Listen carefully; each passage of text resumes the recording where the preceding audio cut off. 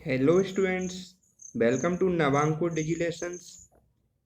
आज हम पढ़ेंगे 12वीं गणित का प्रथम चैप्टर संबंध एवं फलन से संबंधित अंतिम वीडियो, पार्ट 5 वीडियो। इस वीडियो में हम अध्ययन करेंगे प्रतिलोम फलन, फलनों का संयोजन एवं बाइनरी ऑपरेशंस, द्विआधारी संक्रियाएं। अभी बाइनरी ऑपरेशन से एक क्वेश्चन 2020 के बोर्ड एग्जाम में आया था। तो आइए अध्ययन करते हैं फलनों का संयोजन। यदि f व g दो फलन हैं तब इनका संयोजन g ऑफ f एवं f ऑफ g फलन द्वारा व्यक्त किया जाता है। अर्थात ये GOF लिखा है ना, गॉफ फंक्शन एवं यह फॉक फंक्शन, इसी को कहा जाता है फलनों का संयोजन, क्योंकि यहाँ पे दो फलन f व g आपस में संयोजित या कनेक्ट हो रहे हैं। तो इसको किस तरीके से कनेक्ट किया जाता है? इसको कनेक्ट किया जाता है g ऑफ f की तरह। जैसे गॉफ फंक्शन देखिए किस तरीके से डिफाइन होगा।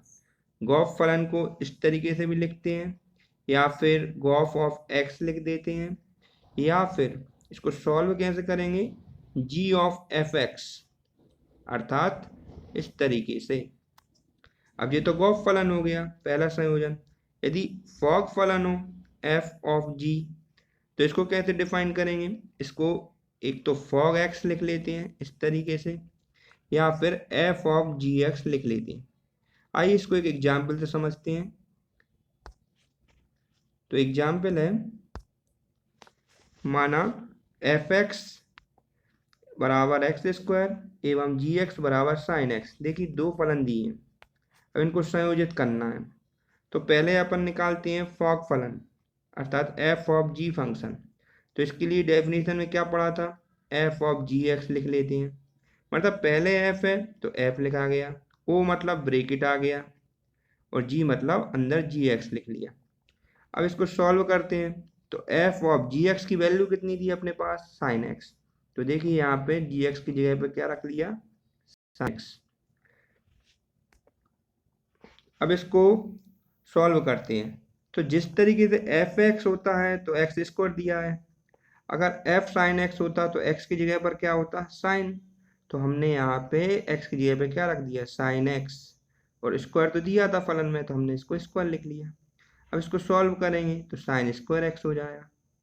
बिल्कुल सिंपल सी चीज़ है। यदि x होता है तो एक्स स्क्वायर फलन दिया है f में, यदि f साइन x है तो साइन स्क्वायर x हो गया। आइए दूसरी तरीके से समझते हैं, कॉफ फलन, दूसरा संयोजन g ऑफ f। इसको क्या लिखेंगे, g ऑफ fx। पहले g था तो g आगे आया, फिर कोष्टक, फिर fx। अब यहाँ देखिए fx की वैल्यू क्या है, fx की वैल्यू है एक्स स्क्वायर। जब fx की वैल्यू एक्स स्क्वायर है तो यहाँ पे fx की जगह पे रख ली हमने एक्स स्क्वायर। अब आप देखिए g में जहाँ x आ रहा था तो फंक्शन क्या बन रहा था, साइन x। अब यदि यहाँ पर एक्स स्क्वायर कर दें हम तो यहाँ भी एक्स स्क्वायर हो जाएगा, साइन एक्स स्क्वायर। तो देखिए यही मैंने किया है, साइन एक्स स्क्वायर। बिल्कुल सिंपल है फलनों का संयोजन, ध्यान से समझिए। तो क्लियर है यहाँ से। अब आइए एग्जाम्पल से और समझते हैं। यह MP 2019 का बोर्ड एग्जाम का क्वेश्चन है, इसको ध्यान से समझते हैं। fx दिया है एक्स स्क्वायर व gx दिया है x प्लस 3। तब हमें क्या ज्ञात करना है, एक तो गॉफ x, एक फॉग x और एक फॉग 2, अर्थात अब x की जगह पे क्या रख देंगे, एंड में 2। तो पहले गॉफ x ज्ञात कर दें। गॉफ x क्या होगा, g ऑफ fx, डेफिनेशन है फलनों के संयोजन की। फिर इसमें fx की वैल्यू कितनी दी है, देखिए fx की वैल्यू दी है एक्स स्क्वायर, तो यहाँ पे fx की जगह पे क्या रख लिया, एक्स स्क्वायर। अब gx को देखिए, जब gx था तो x प्लस 3 था, जी एक्स स्क्वायर होगा तो x की जगह पे क्या आ जाएगा, एक्स स्क्वायर।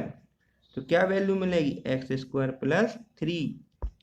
अब इसी तरीके से फॉग x को देखते हैं। सेकंड क्या ज्ञात करना है, फॉग x। आइए देखते हैं। फॉग x में सबसे पहले तो इसको लिखा f ऑफ gx। अब gx की वैल्यू देखिए क्या है, gx की वैल्यू है x प्लस 3, तो यहाँ पे रख देंगे f x प्लस 3। अब fx की वैल्यू देखिए, एफ एक्स बराबर है एक्स स्क्वायर।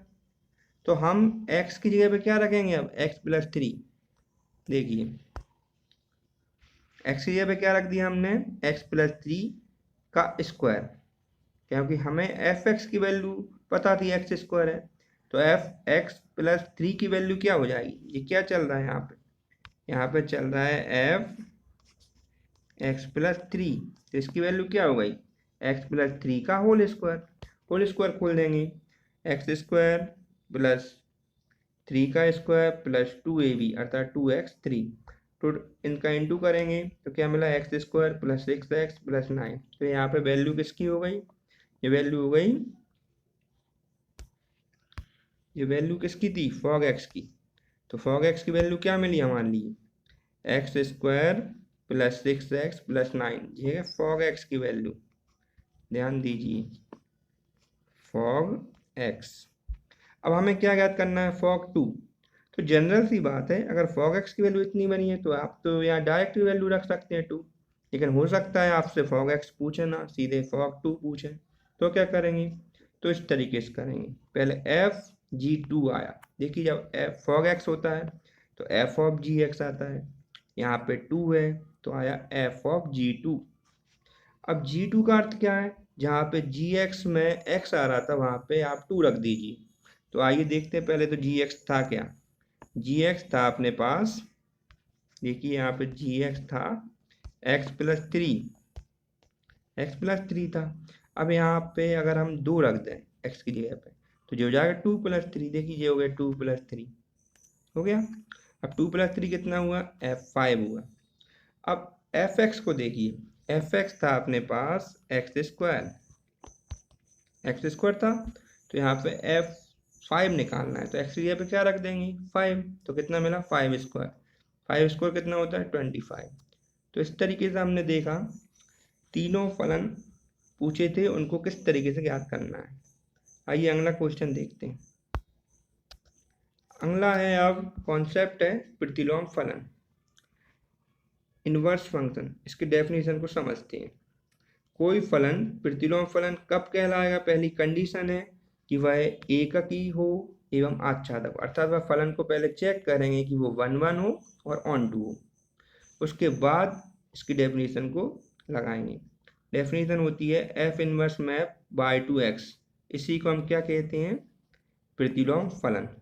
एक बार अच्छे से इसकी डेफिनेशन को देख लेते हैं।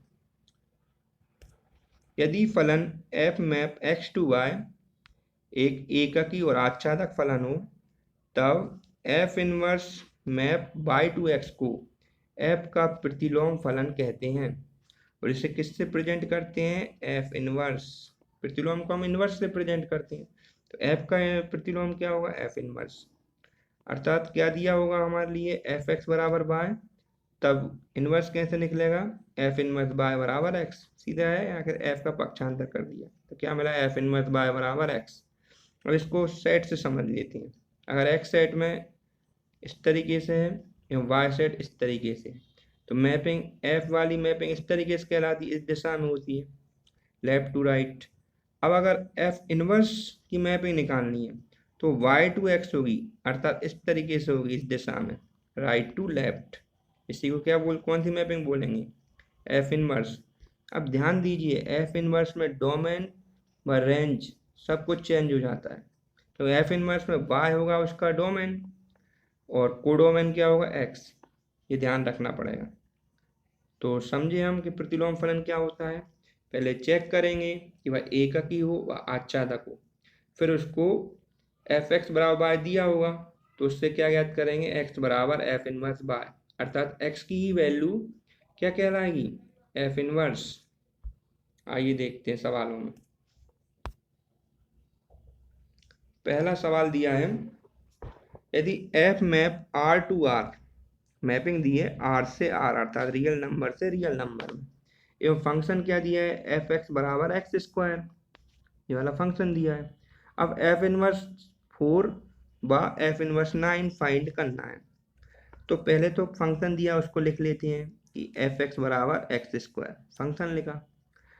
अब प्रतिलोम फलन अर्थात एफ इनवर्स फाइंड करना है तो एफ इनवर्स की डेफिनेशन लगा देते हैं कि यदि एफ एक्स बराबर वाई हो तो एफ इनवर्स वाई बराबर क्या होता है एक्स। तो यहाँ पे ध्यान दीजिए, हमारे लिए क्या ज्ञात करना है, एफ इनवर्स 4। तो एफ इनवर्स 4 अर्थात वाई की जगह पे क्या है 4, तो वाई की जगह पे 4 है ना।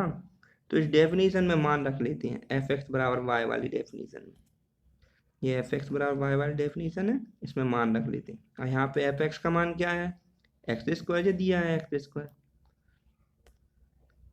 अब एक्स स्क्वायर बराबर वाई का मान कितना है 4, तो यहाँ से एक्स का मान क्या बना ±2। तो यहाँ से एफ इनवर्स 4 की वैल्यू क्या हो गई, सेट के अंदर -2/2। देखिए अभी बताया था कि एक्स ही क्या कहलाएगा, एफ इनवर्स वाई। तो हमने एक्स का मान कितना निकाल लिया, एक्स का मान निकाला +-2। तो एफ इनवर्स 4 की वैल्यू क्या हो गई +-2, लेकिन किसके अंदर, करली ब्रैकेट सेट के अंदर। आइए अब अगला फाइंड करते हैं एफ इनवर्स -9। एफ इनवर्स -9 अर्थात यहाँ पे बाई की वैल्यू क्या होगी -9। तो हम रख देते हैं एक्स स्क्वायर बराबर -9, क्या डेफिनेशन है फलन की, एफ एक्स बराबर वाई होता है, अपने में एफ एक्स क्या है एक्स स्क्वायर, एवं वाई कितना दिया है -9। अब इसको सॉल्व कीजिए, तो एक्स बराबर क्या हुआ √-9। अब यदि इसका स्क्वायर रूट हटाएंगे तो अपने लिए क्या मिलेगा, यहाँ पे काल्पनिक संख्या इमेजिनरी नंबर्स मिलेगा, समित संख्या, जो कि किस में नहीं आती हैं, रियल नंबर्स में। अर्थात जब यहाँ पे x का मान रियल नंबर्स में मिल ही नहीं रहा है और मैपिंग चल रही है R2R की, ये शुरू में ही पढ़ा था, एफ मैप R2R, अर्थात x का मान किस में नहीं मिला R में, इसलिए सेट कैसा रह गया 5, खाली सेट रह गया, एम्प्टी सेट। जिसको किससे बताएंगे, एफ इनवर्स -9 बराबर 5 से। देखिए जब डेफिनेशन फुलफिल होती है, आर में मिल रहा होता है, तो हम वही का वही मान लिखते हैं, जैसे कि पिछले सवाल में हमने देखा, पिछले सवाल में आर में ही मान आ रहा था ना अपना। देखिए कितना आया था एफ इनवर्स 4 का मान, आर में आया था +-2, लेकिन यहाँ पे एफ इनवर्स -9 का मान आर में नहीं आ रहा है। जब आर में नहीं आ रहा है अर्थात 5 सेट मिला, खाली सेट, तो इसको ध्यान रखेंगे। आइए अगला समझते हैं। अभी सवाल है कि फलन दिया है एफ एक्स बराबर 4x - 7, यहाँ x किस में मिल रहा है r में, अर्थात मैपिंग क्या हो गई R2R की मैपिंग हो गई। का प्रतिलोम फलन एफ इनवर्स फाइंड करना है। इस तरह के क्वेश्चंस पेपर में आ जाते हैं। तो इसके लिए सबसे पहले डेफिनेशन क्या थी प्रतिलोम फलन की, कि वह फलन एफ एक्स एककी व आच्छादक होना चाहिए। तो एककी आच्छादक का पुराना कॉन्सेप्ट हम लगा देंगे। एककी निकालने के लिए क्या करते हैं, एककी निकालने के लिए अर्थात 1 निकालने के लिए हमें दो वेव लेने होते हैं। तो हमने लिए x y belongs to R, और कंडीशन क्या होती है एफ एक्स बराबर एफ वाई। अब एफ एक्स का मान तो दिया था 4x - 7, एफ वाई का मान बना लिया 4y - 7। इसको सॉल्व किया, 4 से 4 कट, -7 से -7 कट, तो मिला क्या x बराबर वाई। यही तो एककी की डेफिनेशन होती है कि यदि एफ एक्स बराबर एफ वाई हो तो क्या मिलना चाहिए x बराबर वाई, अर्थात यह f फलन कैसा है एककी। तो यहाँ तो हमने बता दिया पहला फलन f कैसा है एककी। अब आइए आच्छादक के लिए प्रूव करते हैं। तो आच्छादक के लिए क्या करना होता है, आच्छादक के लिए करना होता है कि प्रत्येक y बिलोंग्स टू r के लिए, डेफिनेशन याद कीजिए, प्रत्येक y बिलोंग्स टू r के लिए एक x बिलोंग्स टू r का अस्तित्व इस प्रकार होना चाहिए कि एफ एक्स बराबर वाई, अर्थात यहाँ से हम x का मान किसके टर्म में बनाएंगे y के टर्म में। तो हमने यहाँ से एफ एक्स का मान रखा 4x - 7 बराबर वाई, इसको सॉल्व किया, 4x की वैल्यू क्या बनी -7 का पक्षांतर हो गया, तो 4x बराबर वाई +7। यहाँ से x की वैल्यू निकाली तो क्या मिली x की वैल्यू y +7/4, इसको इक्वेशन फर्स्ट दिया। अब चूंकि डेफिनेशन क्या होती है y बराबर एफ एक्स या एफ एक्स बराबर y, तो हमने लिखा y बराबर एफ एक्स। अब इसमें एफ एक्स का मान रखा 4x - 7। अब यहाँ पे x की वैल्यू रखी 4, x की वैल्यू क्या बनाई अभी समीकरण 1 से y +7/4 -7। अब यहाँ पे देखिए 4 से 4 कट, 4 से 4 कट हुआ पहले नंबर, फिर क्या मिला y +7 - 7, -7 से -7 कट, तो यहाँ क्या मिला, y बराबर y, अर्थात f आच्छादक है। देखिए आच्छादक होने के लिए इस तरीके से प्रूव करते हैं, ध्यान दीजिए, पिछली वीडियो में हमने किया था ऐसा। अब इसको सॉल्व करते हैं। तो हमने सॉल्व किया किसके लिए अभी, कि ये फलन एफ इनवर्स के लिए सूटेबल है, क्योंकि एकक ही भी है आच्छादक भी है। अब आगे इनवर्स निकालना है ना आपके लिए मेन, तो इनवर्स के लिए क्या चाहिए होता है कि एफ एकक ही आच्छादक होना चाहिए। देखिए तो एफ एकक ही आच्छादक है, अर्थात हमने क्या लिखा, एफ इनवर्स का अस्तित्व है। अब डेफिनेशन लगाई, एफ एक्स बराबर बाय हो तो इनवर्स कैसे निकलेगा, एक्स बराबर एफ इनवर्स बाय। तो समीकरण एक देखिए एक्स का ही मान दिया हुआ है वहाँ, तो समीकरण एक में एक्स का मान क्या है, y+7, जी हमने यहाँ पे रख दिया एफ इनवर्स की डेफिनेशन में। बस यही है अपना एफ इनवर्स। अब एफ इनवर्स बराबर बाय था, तो इसमें बाय की जगह पे एक्स रख लो, तो क्या मिला, एफ इनवर्स एक्स बराबर x+7/4। कहने का मतलब हम इनवर्स पहले ही निकाल चुके थे समीकरण एक में, बस केवल क्या बताना था, एकक ही वह आच्छादक। तो यहाँ पे समझ आया किस तरीके से एफ इनवर्स फाइंड करते हैं। आइए अब अगला कॉन्सेप्ट पढ़ते हैं, द्विआधारी संक्रियाएं, बाइनरी ऑपरेशंस। इस कॉन्सेप्ट पर आधारित एक सवाल अभी 2020 के बोर्ड एग्जाम में आया है, तो इसको अच्छे से समझते हैं। बाइनरी ऑपरेशंस या द्विआधारी संक्रियाएं क्या होती हैं, यदि एक समय में केवल दो संख्याएं ही जोड़ी, घटाई, गुणा या भाग किया जा सके उनमें, तो वे संख्याएं ही बाइनरी ऑपरेशंस के अंतर्गत आती हैं। अतः योग, अंतर, गुणा एवं भाग द्विआधारी संक्रियाएं कहलाती हैं। देखिए द्विआधारी मतलब दो संख्याओं में, और संक्रिया मतलब एक ऑपरेटर, कि आप उसमें कर क्या रहे हैं। जैसे ओ बना के दे दिया अपने लिए, तो ओ का अर्थ यहाँ पे योग भी हो सकता है, अंतर भी हो सकता है, गुणा भी हो सकता है, भाग भी हो सकता है। इसी को द्विआधारी संक्रिया कहते हैं। अब इसकी डेफिनेशन जो सवालों में लगेगी वो देखिए, किसी समुच्चय ए में फलन star map A cross A to A दिया हो, इसी को द्विआधारी संक्रिया या बाइनरी ऑपरेशंस कहते हैं। जैसे किससे बताते हैं, ए स्टार बी से। देखिए आपने फलन की डेफिनेशन पढ़ी, वहाँ एफ से बताते थे, यहाँ पे ऑपरेटर है जी, या बाइनरी ऑपरेशंस है, तो यहाँ पे स्टार को से बताना पड़ेगा हमारे लिए। स्टार से बताते हैं, कोई कोई सी बुक में ओ से बताते हैं, इस तरीके से भी लिखा रहता है कोई कोई सी बुक में, ए ओ बी। ओ का मतलब क्या होता है, ऑपरेशन। लेकिन इस बुक में यहाँ जो जनरली कॉन्सेप्ट दिया होता है एनसीईआरटी का, उसमें स्टार से बताया जाता है द्विआधारी संक्रियाओं को। इसको एक एग्जाम्पल से समझते हैं। यदि द्विआधारी संक्रिया ए स्टार बी बराबर a+3b² दिया हो, देखिए द्विआधारी संक्रिया एक प्रकार से नियम है। नियम किस किस के बीच में बता रहा है, दो संख्याओं ए व बी के बीच में नियम बता रहा है। अब नियम किस तरीके से दिया है, a+3b² का। तो अब इसको संख्याओं में बताना है, क्या पूछा है हमसे, 8*3 ज्ञात कीजिए। तो 8*3 ज्ञात करने के लिए हमने ए का मान क्या दिया है, 8 दिया है, बी का मान कितना दिया है, 3। तो हमने ए की जगह पे क्या रखा, 8, देखिए ए की जगह पे 8 रखा, प्लस बी की जगह पे रखा 3, ये दिया 8 + 3, 3 का स्क्वायर। अब इसको सॉल्व कीजिए, 8 + 3 × 9 हो गया 3 का स्क्वायर, और सॉल्व कीजिए तो 8 + 27 हो गया, और सॉल्व कीजिए 35 हो गया। तो इस तरीके से समझिए, बहुत ही सरल कॉन्सेप्ट है बाइनरी ऑपरेशंस का। केवल एक स्टार में संक्रिया दी गई होती है, अब वो किसकी दी है वो आपको नियम द्वारा बताएंगे। जैसे यहाँ पे किस नियम से बताया था, a+3b² का नियम दिया था। किसी सवाल में कुछ और दे सकते हैं, तो नियम पे आधारित संक्रियाएं लगाकर हल करना है। संख्या जैसे 8 और 3 कुछ भी दे सकते हैं, उसको सॉल्व करना होता है। तो यह है द्विआधारी संक्रिया। अब इसके सवाल देखते हैं। पहला क्वेश्चन है कि सिद्ध करना है या जांच करना है कि n में अर्थात प्राकृतिक संख्याओं में संक्रिया दी गई है a*b बराबर a+b/2। अब देखिए इसमें किस प्रकार से स्टार को बताया गया है, a+b/2। एक नियम होती है संक्रिया, स्टार से बताते हैं उसको। इसको चेक करके बताना है कि क्रम विनिमय व साचर है या नहीं है। तो क्रम विनिमय क्या होता है, पहले इसको समझ लेते हैं। क्रम विनिमय होता है क्रम का बदल जाना। जैसे अभी ए स्टार बी है तो वे बी स्टार ए के बराबर होना चाहिए, तब यह कहलाएगा कि यह संक्रिया क्रम विनिमय है। तो हम चेक कर लेते हैं, ए स्टार बी क्या है, ए प्लस बी अपॉन टू। क्या इसको ऐसा लिख सकते हैं, बी प्लस ए अपॉन टू, जोड़ में आगे पीछे लिख सकते हैं। इसी को हम क्या बोलेंगे, बी स्टार ए, अर्थात ए स्टार कैसे हो गई, क्रम विनिमय संक्रिया हो गई। अब आगे देखते हैं साहचर के लिए।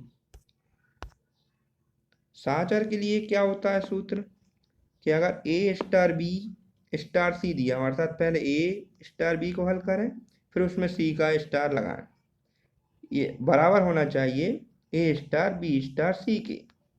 कोष्टक में लिखकर हल करते हैं इसको। यह कोष्टक का अर्थ क्या होता है, पहले इस चीज को हल किया गया है, इसमें कोष्टक लगाया। तो साहचर नियम के लिए हम पहले निकालते हैं ए स्टार बी स्टार सी। ध्यान दीजिए पहले कोष्टक किस में लगाए, ए बाय बी में, तो ए बी में नियम लगाइए। कैसा नियम दिया था, ए प्लस बी अपॉन टू। अब स्टार सी, अब ये पूरी एक संख्या कहलाएगी ए प्लस बी अपॉन टू। अब इसमें फिर स्टार का नियम लगाइए, ए प्लस बी अपॉन टू। अब इसको सॉल्व कीजिए तो टू का एलसीएम लिया, ए प्लस बी प्लस टू सी हो गया, और यहाँ का टू नीचे आ गया तो टू इंटू टू हो गया। और सॉल्व किया तो हमें मिला ए प्लस बी प्लस टू सी अपॉन फोर, इक्वेशन फर्स्ट।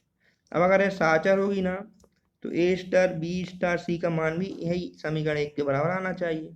तो हम निकालते हैं ए स्टार बी स्टार सी। तो पहले हम किसको ज्ञात करेंगे, जिसमें कोष्टक लगा है, बी स्टार सी को ज्ञात करेंगे। बी स्टार सी निकालो पहले, तो क्या हुआ, B plus c upon to. अब इसको ए स्टार के साथ लिख दिया है ऐसे।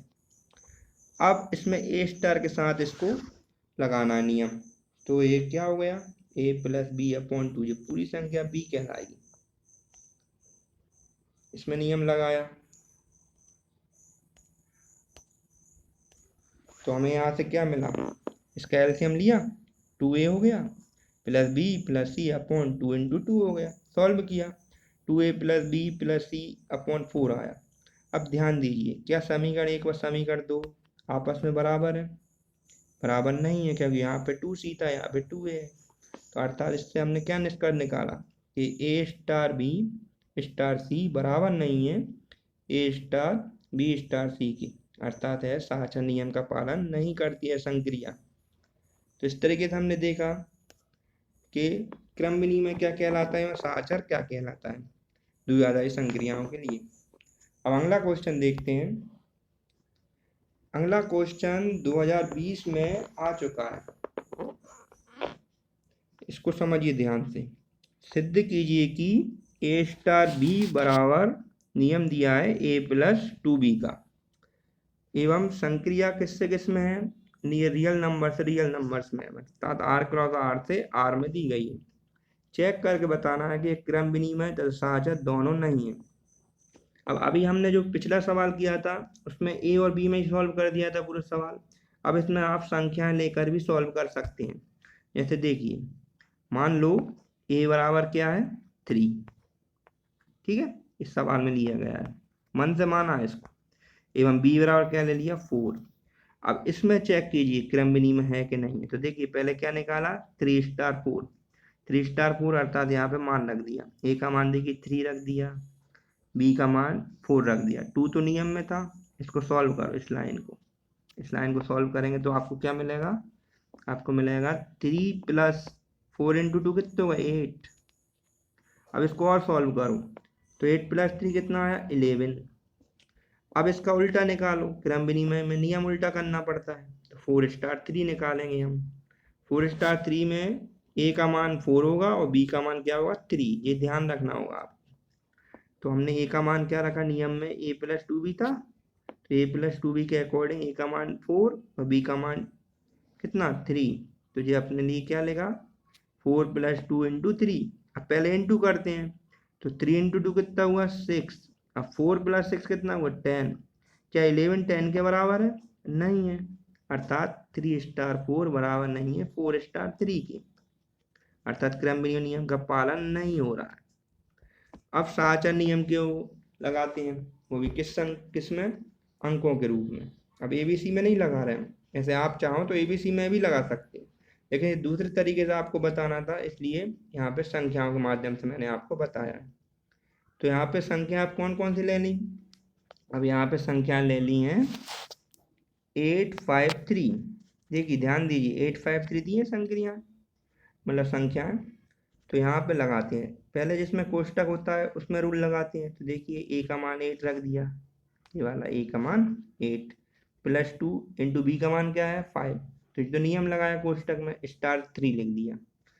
अब 8 प्लस 2 क्रॉस 5, तो पहले गुणा करते हैं। 2 इंटू 5 कितना हुआ 10, 10 प्लस 8 कितना हुआ 18। अब ध्यान दीजिए ये 18*3 में लगाया रूल, तो ए का मान 18 हो गया प्लस 2 और बी का मान 3 हो गया। इसको सॉल्व करेंगे तो 18 प्लस 6 कितना हुआ 24। अब इसको दूसरे तरीके से करते हैं, साचा नियम में फाइंड करते हैं। अगर पहले ए स्टार बी स्टार सी हो तो पता करते हैं ए स्टार बी स्टार सी के बराबर होना चाहिए। तो अब यहाँ से कोष्टक किसकी तरफ आ गया, बी स्टार सी को पहले हल करेंगे हम। तो 5*3 को हल करो पहले, तो 8*5 प्लस 2 प्लस इंटू 3। ध्यान दीजिए रूल्स के अकॉर्डिंग कर रहे हैं ना, तो रूल में बी का मान कितना है यहाँ पे 3, और इस रूल्स को लगा दिया। ये ऊपर दिया था रूल, इसको ध्यान रखना है, मन से कुछ नहीं करना, जो रूल में बताया वही करना है। तो हमने पहले कोष्टक वाली राशि में नियम लगाया, तो वो क्या मिला 8* कोष्टक के अंदर ही लिख लिया 5 प्लस 2 इंटू 3। अब इसको सॉल्व कीजिए, तो ये क्या मिला 5 प्लस 6 मिला, और सॉल्व कर लीजिए तो ये मिला 8*11। अब 8*11 में लगाना नियम, अर्थात ए का मान क्या हो गया अब यहाँ पे 8 और बी का मान क्या हो गया 11। तो इसमें लगाएंगे रूल, तो वो क्या मिलेगा a प्लस 2b के अकॉर्डिंग 8 प्लस 2 इंटू 11। अब 2 इंटू 11 कितना होता है 22 प्लस 8 कितना हुआ 30। अब ध्यान दीजिए कि पहले वाले का मान 24 आया था, दूसरे वाले का मान 30 आया, क्या ये आपस में बराबर है? नहीं है। तो लिख देंगे कि 8*5*3 बराबर नहीं है, ध्यान दीजिए बराबर नहीं है 8*5*3 के, अर्थात यह संक्रिया स्टार साचा नहीं है। तो इस तरीके से हमने देखा 2020 के क्वेश्चन को, इसमें क्रम विनिमय व साचा नहीं पूछा था, तो इसको अंकों के माध्यम से कैसे सिद्ध करें। आप इस सवाल को घर पर ए और बी फॉर्मेट में भी सिद्ध कर सकते हैं, अर्थात ए स्टार बी स्टार सी अर्थात ABC में भी आप सॉल्व कर सकते हैं। दोनों मेथड हम यहाँ से सीख चुके हैं। तो इस तरीके से यह इस चैप्टर का द्विआधारी संक्रिया लास्ट कॉन्सेप्ट था। तो बच्चों हमने अध्याय 1 को फुल कॉन्सेप्ट के साथ विद एग्जाम्पल विद क्वेश्चन अच्छे से समझ लिया है। अब आप इसका घर पे रिवीजन कीजिए और अच्छे से पढ़िए। मैं अगला वीडियो आपके लिए चैप्टर 2 से लाऊंगा, जिसका नाम है प्रतिलोम त्रिकोणमितीय फलन। तो उसके लिए त्रिकोणमितीय फलनों जो हमने 11th में पढ़े थे उसके सूत्रों के बेसिक्स नॉलेज होना आवश्यक है। तो उसको लर्न कीजिए घर पे। अगले वीडियो में मिलते हैं, तब तक के लिए गुड बाय, थैंक यू।